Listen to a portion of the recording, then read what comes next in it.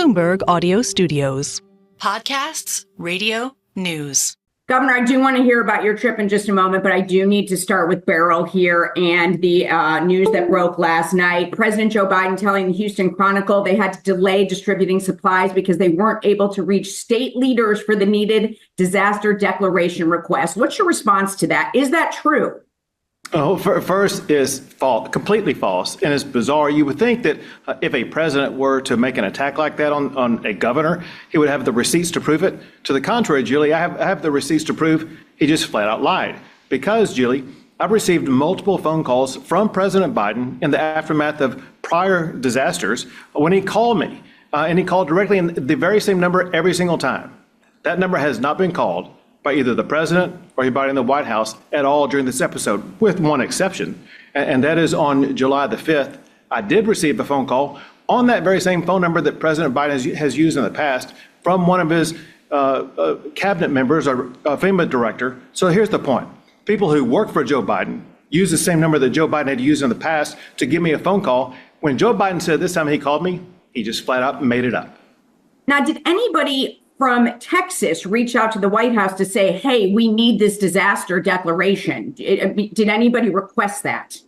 Of course. And Julie, this works the same way that it has in every disaster that we have. And that is what happens is you make an assessment of the damages that have occurred.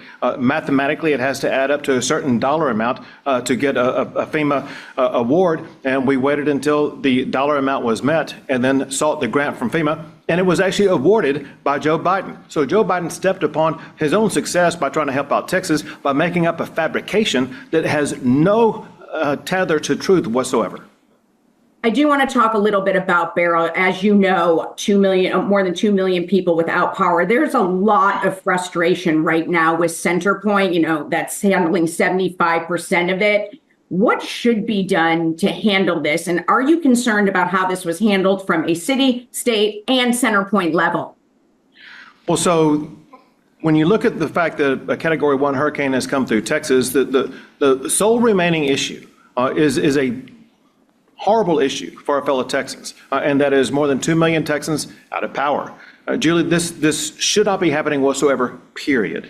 And what I'm going to be doing immediately is instructing the Public Utilities Commission to undertake an immediate study to find out why this is repeatedly happening in Houston, Texas. They should not be losing power. I want to find out, was there a structural flaw with regard to the electrical delivery system? Was that the cause of it? If so, what needs to be done to shore it up? Or was this a personnel issue of not having enough power personnel in all the right locations to get power back up and going again?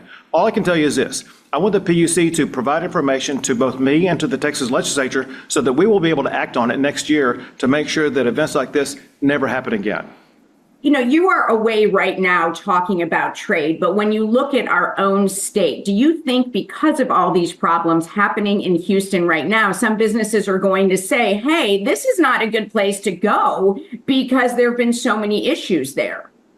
So the opposite is true. The fact of the matter is that some of the businesses that I've been working with have locations in Texas that were in the pathway of the hurricane itself. Formosa is an easy example. There's others also. And listen, everybody who locates in Texas knows that hurricanes happen. I will tell you, to the contrary of what you suggested, CEO after CEO after CEO has expressed their sympathy and their support, but also their pride about doing business in the state of Texas.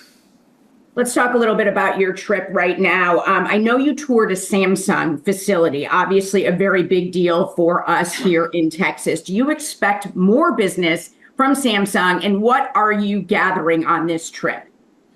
So, we're gathering different things in the different countries that we've been in. You mentioned Korea. I'm in Japan right now, but when I was in Korea, yes, we did visit Samsung as well as other companies. But for one, Samsung has more than doubled their initial investment in the Austin facility itself. Now what we are doing is we're working to attract all of what we'll call the satellite companies that will be providers of supplies and services to Samsung. If we're able to land those, this is going to be game-changing for the entire economy of the state of Texas. Thousands upon thousands of jobs will be added with tens of billions of dollars of investment made in Texas. Biggest highlight so far and the biggest avenue you think to increase business?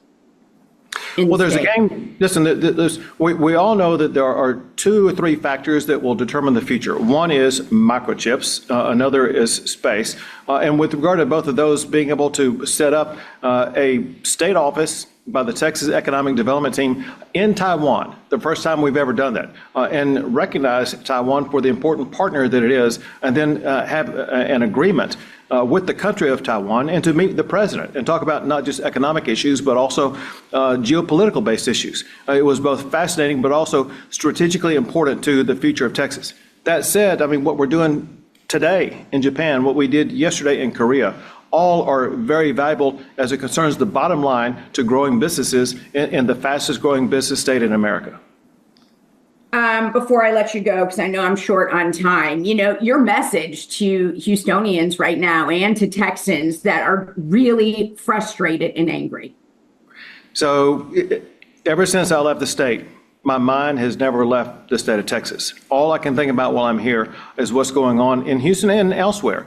And Julie, what I do is after working all day long in whatever country I'm in, I'm telephoning late at night, early in the morning back in Texas, local officials, statewide officials, working with Acting Governor Dan Patrick, as well as members of the legislature, as well as these local officials to make sure all of their needs are met. You comfortable with how they're handling it, or was there a point where you're like, I should go back and run this show here?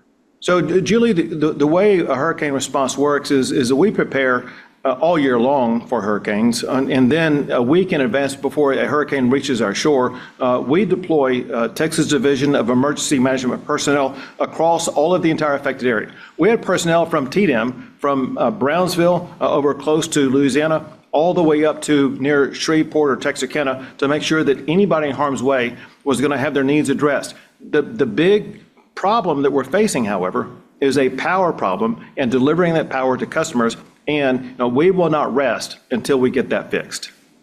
Before I let you go, I do have to ask you, because we will both be in Milwaukee, I assume next week. Former President Trump, you've talked about before, and I've heard you say many times, I'm not interested in being vice president. I like being the governor of Texas. However, you have been very active with him when it comes to the border. Any interest in DHS or being in the cabinet?